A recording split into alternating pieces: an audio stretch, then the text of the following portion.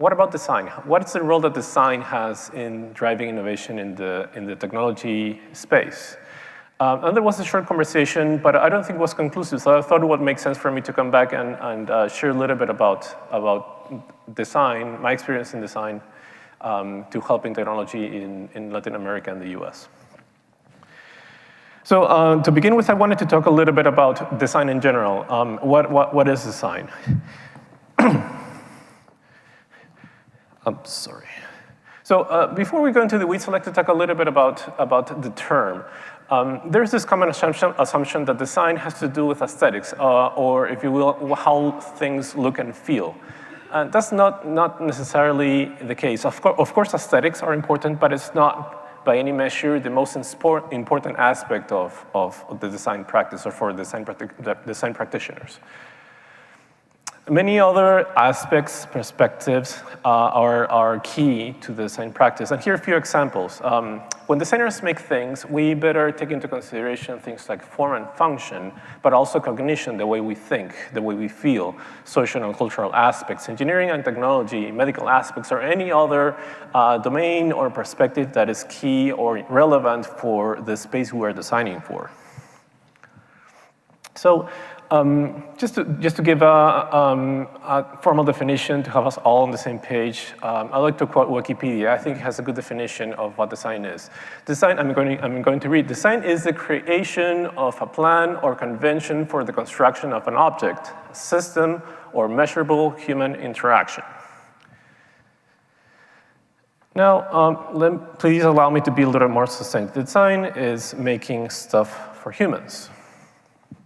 Whatever that takes. Now, today I'd like to talk a little bit more, go deeper into one particular field or approach to design, which we call human-centered design. Now, what is human-centered design? Human-centered design is about empirically informing and validating the design we do. That is, when we make stuff for humans, we conduct research with humans, and then we design stuff, and then that stuff we validate through testing with humans. That is, we involve the people we're designing for in the process of informing what we're going to be building, and then we validate with the same group of people that the proposition or the offering we're going to be making for them. To give an example of what this means, I'd like to go back in history and talk a little bit about the roots of human-centered design. Let's go back a number of years to the era of World War II. In those days, planes used to crash way more often than they do today. And there were a number of reasons. And I'm pretty sure many of you will quote things like materials, advances in mechanical engineering, advances in avionics, then the better understanding of how we can use machines to fly. But when they began studying why was it that planes crashed, they found that in most cases it was not a mechanical issue with a plane. It's what they called in those days the human factor. When they tried to double-click or understand this element or this piece of the problem, they found out that there was a problem that was not exactly the pilot and was not exactly the machine. And I'll go deeper into that. Now, if you were a World War II era pilot, this is your workspace. This is the place you work. And you'll notice there's some complexity into this machine. With luck, you had about eight weeks of training before you were in charge of flying one of these. Now, in order to keep the plane up in the air, you have to keep in consideration 9 different variables that are interrelated to each other. That means that you have knobs, levers, wheels, dials, and other indicators that, through some relationships, have to be kept within certain ranges. If you don't do the math correctly in your head, that means that the plane might crash. So they figure out that the issue was neither the plane, neither the pilot. It's not like the pilot was going crazy or crashing the plane. It's not that the pilot was passing out. It was simply that the machine was too complicated or too complex to operate. And they call this issue the machine-human interface problem. For the first time, they began inviting psychologists to help design planes, which is the rationale or the issue behind here, and let me go back for a second to the previous slide here, is that the fact that you were asking the pilot to keep all these different things in mind and having to do the math in their head at the same time was straining and stretching the human mind to a point of failure. The way the interface between the pilot and the plane was designed in a way that was not fit for the human mind. Paul Fitts and Michael Posner were the first, precursors of a field called human factors. Human factors became later on became one of the roots of the human-centered design practice that we follow today. These are examples of human-centered design disciplines that are commonly used in industry today. We have a human-computer interaction, or user experience design, which focus on designing software or designing technology for use by people. Then you have interaction design and human factors as other examples of human-centered design as practices in today's industry. As you might know, today it's a common practice in many of the technology companies, especially in Silicon Valley, to have interaction designers and user experience designers as part of the practice to design and build software. This is what a typical human-centered design process looks like. You have 3 steps. Number 1, you have a research phase, which is about identifying needs. You identify what are those things that you want to build for. These needs include things like, for example, transportation, paying taxes without going crazy, or finding the tastiest Peruvian restaurant in the neighborhood. Number 2, you design. You come up with a solution in a very economical and quickly manner with a resolution that's good enough for you to test or validate that concept that you're trying to put together. And number 3, you test that concept with people. And perhaps you don't need professional designers in practice all the time, but it's something that, depending on how big your operation is highly recommended. There are some spaces in which you are required by law to have a designer in the process. Like, for example, when you're building a building. This includes this beautiful venue, for example, was designed by a famous architect called Eero Saarinen. Now, in the software space, you're not required by law to have a designer, but it really, really makes sense to have one, because having a user experience designer, which is a design specialist in software, working with the engineering team will allow you to make a much, much better offering than you would be able to do otherwise. I'd like to go through a very quick example of past work. This is a project that I did for a former employer many years ago, in Peru, actually. I conducted a small qualitative research round, a small quantitative research study, after which I designed a draft of the application and I conducted user testing. Here are a few examples of findings from this round of research that I did. I'd rather skip the details here, but the fact is that I found a small set of user needs that were not being attended by the current offerings of this bank. With those ideas, I began drafting some ideas on paper. I love paper because I believe it frees the mind way more than any technological tool we have out there. And I always recommend to my team and to my students, when you're going to design something for the first time, do it on paper. It's freer. With that design put in place, I made a first version of this interactive prototype, which I then used for testing. I brought that back to people, and I began conducting tests. This is a photo from the first test that I did with the first version of this prototype. Because at that point I didn't have funding for the project, I did the test with a security guard on my floor. He was my first test subject, the one in this picture. With that feedback from that testing round that I did with that prototype. I revised the proposal, and then I began selling the idea to an organization that got me the funding and the resources to make a production version of the application, which I then brought back to market. This application was quite successful. We went from a 2.2 star rating in the iTunes Store to 4.5, which is pretty nice for a bank. But more than that, these comments from people I thought were quite pleasing to me, or quite meaningful. Things like, it's a pleasure to use. It's the best application I have ever used to pay my banking bills, or my favorite one is, doesn't feel like a bank.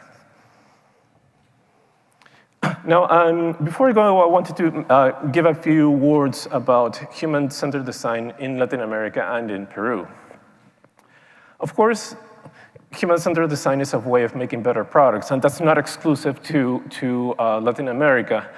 But there is a lot we can gain from that. With this approach, we can make better stuff for humans in general. But more than that, it's easier, allows us to design better for people that are different from us, because that's when our intuition fails us more often.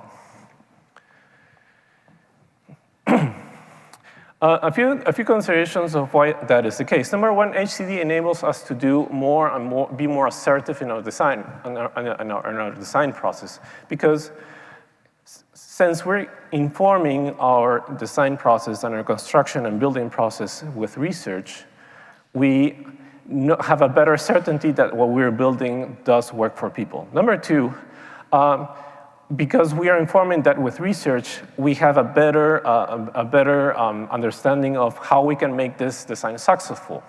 Number three, what I just mentioned, when you're designing for somebody that is different from you, having your process informed and tested allows you to better design for people that are way different from you culturally. And this is how do you say this? This is a way to tackle that cultural richness and diversity that we have in Latin America, and in Peru in particular, where we have, for example, 50 different languages that are spoken across the country, or close to 50. And finally, I think there is an ethical responsibility in all of us that do make products and services for the market, of trying to make the best we can. And then design is a technique, is an approach, is a way of doing things that helps us to make the best we can. So that's what I have for you today. Thank you so much for your time. Let's work together to design things, especially if you have anything around the payments or industry or banking space. I'm happy to talk to you about that, and I'll be happy to answer any questions. Thank you.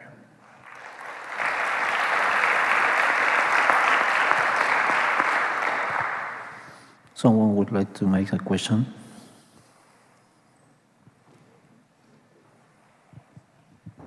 Hi, Pablo, Isabel Carillo. How long does it take usually to do the research part and the development part and the testing part? It varies to a significant degree depending on the scope of what you do. We do conduct small scope projects nowadays at Visa, which run for less than a few months. So we conduct a study that takes maybe 2 or 3 weeks. The design of the first iteration or draft takes less than a week, and then we conduct a series of tests that may be run in a few weeks. So you have a whole cycle that runs for maybe 8 weeks or less than that. On the other hand, there are some projects that I've done for some of my Peruvian clients that have run for several months, even years. There's one project that I'm very proud of, and I'm not allowed to talk about just yet because it's been launched in November, which began on 2012. But I think that's maybe the longest project that I worked on. Generally these run from maybe 2 to 3 months to have a first iteration of your proposal. Thank you. There's a question over here.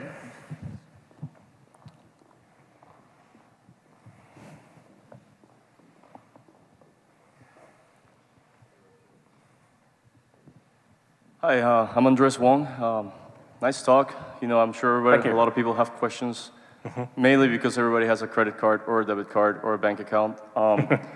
But one of my questions was, do you have any designs for like teenagers, as far as like an app for teenagers that would help them manage their spending? And just a second question, why isn't there an option for, and this might be more processing, but why isn't there an option for every transaction that you make, it sends you a text message or something on the app that you authorize the transaction? Okay, those are two very interesting questions. On the first one, there is a significant opportunity in designing for teenagers and young adults. I'm actually working on a project around that space right now in Peru, and helping one of our partners, financial institutions, to make better offerings for that space. And there are two things that I think are important to consider there. One is that today, most of that segment of the economy is managed in cash. And cash has one characteristic, which is the more you spend it, the thinner your wallet gets. There's that physicality of cash that helps you keep control. And simply when you run out of cash, you cannot spend it anymore. So there's that control that helps people manage their economy. Much of what we're trying to build tries to bring back that affordance, that sensation of control that has been lost in electronic currency. Because, right, you don't have that physicality of okay, I'm running out of money, my wallet's getting thinner when you spend with a card. But then we can use, going to your second question, we can use technology to bring back that control mechanism to electronic payments. So for example, we could tell them how much they are allowed to spend, how much they have left on the day or in the week when they pay with their card. So for every transaction they make, they get that, okay, you have 9 soles left for the day, or you have 42 soles left for the week. And that helps bring back that control mechanism that traditionally has been lost in electronic payments. Of course. Hi, Please. I'm Manuel Bellido. So I have a question, and I just noticed probably this could take longer, but please go ahead. Do you recommend, what do you recommend for smaller teams or like smaller companies to follow these best practices? Because I think these are best practices. So how soon they can incorporate this, or they should try to do it in the beginning? Because if you think, they also want to launch a product or build something, right? So do you have any suggestions or any literature that you can recommend for that? Oh, of course. And I'm happy to share some references with you.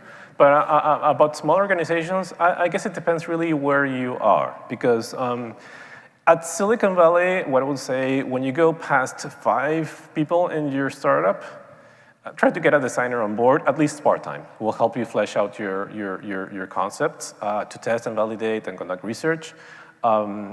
You will probably want a generalist designer that can conduct research, testing, prototyping, and design. Because most often in markets like California or Northern California, you have people that specialize on each of the phases that I talked about, right?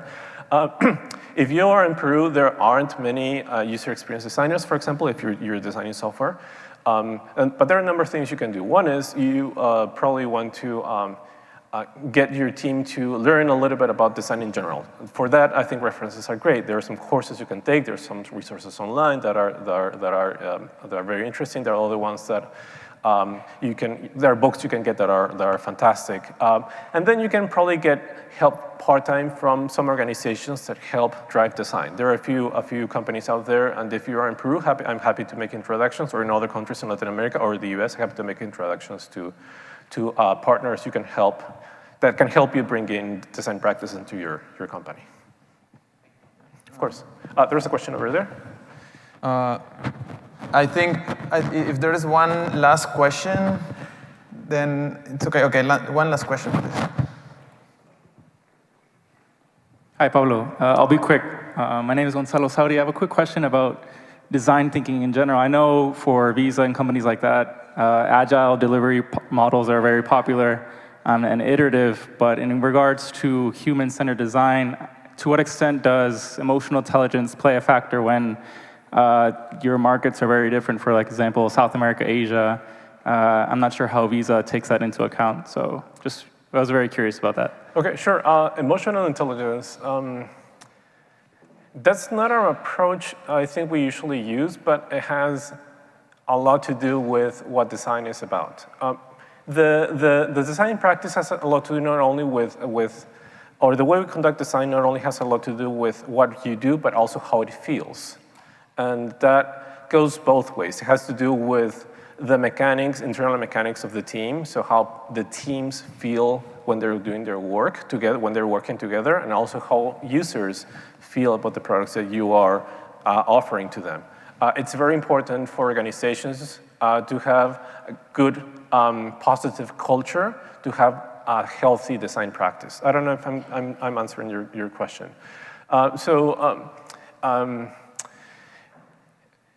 Although at Visa we practice design thinking and human-centered design, it's a challenge in the industry in general what we're still trying to solve. Many of the financial institutions are very traditional in the way they conduct their construction of products and services. And part of the role that we have at Visa is help those companies do new things by sharing new methodologies and new techniques to design software. I hope I'm answering your question. Yeah. Okay, thank you, Pablo. One round of applause for Pablo, please.